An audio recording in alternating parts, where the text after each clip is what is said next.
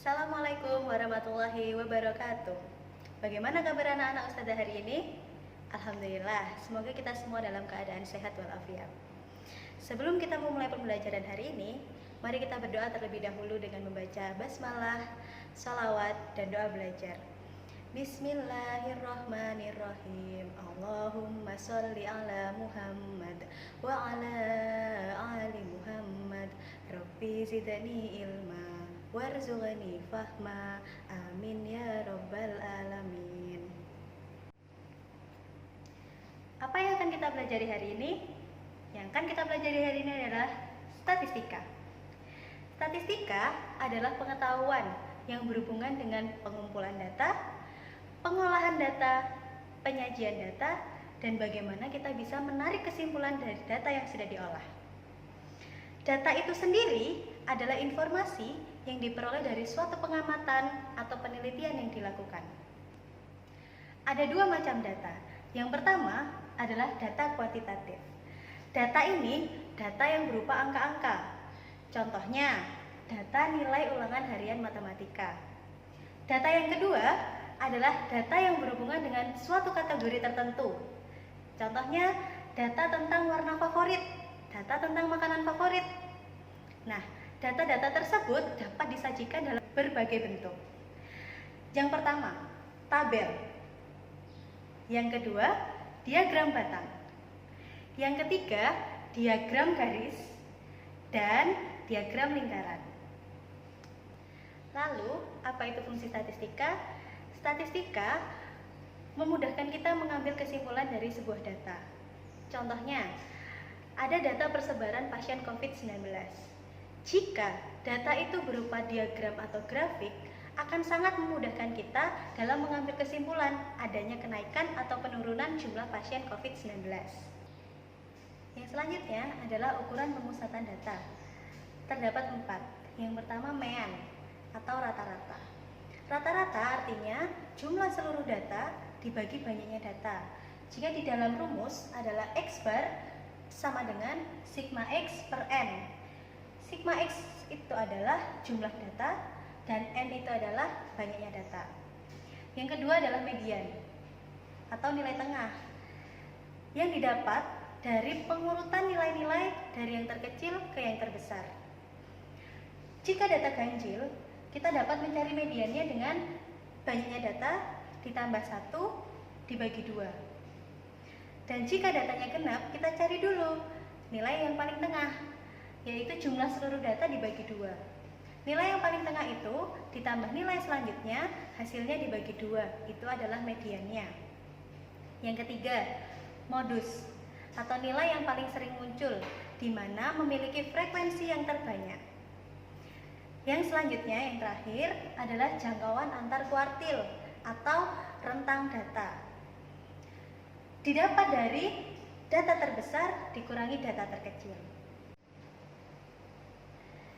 Alhamdulillah, kita sudah mempelajari materi statistika dan juga latihan soalnya. Mudah bukan? Kita akhiri dulu pembelajaran hari ini ya dengan membaca hamdalah, istighfar, dan doa kafaratul majelis. Alhamdulillahirabbil alamin. Astagfirullah, astagfirullah, astagfirullah. Subhanakallahumma wa bihamdika asyhadu an la ilaha illa anta astaghfiruka wa atubu ilaik. Saya akhiri. Assalamualaikum warahmatullahi wabarakatuh. Contoh yang pertama adalah cara membuat tabel. Di bawah ini adalah nilai ulangan matematika 30 siswa.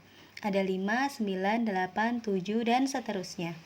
Bagaimana cara kita membuat tabel sesuai data di atas? Kita tentukan dulu banyaknya siswa untuk setiap nilainya. Nilai 4, 2 siswa. Nilai 5, 7 siswa, dan seterusnya. Yang kedua, bagaimana cara membuat diagram batang dan diagram garis? Ustazah sudah sediakan data berat badan 40 siswa. Untuk membuat diagram batang, di mana tinggi batangnya disesuaikan dengan banyaknya siswa. Dan untuk membuat diagram garis, kita posisikan titik sesuai banyak siswa yang nantinya akan disatukan dengan garis. Selanjutnya, bagaimana cara membuat diagram lingkaran? Sudah Ustazah sediakan data tentang hobi 40 siswa. Ada voli, basket, panahan, dan melukis. Bagaimana cara menentukan besar derajat dalam lingkarannya?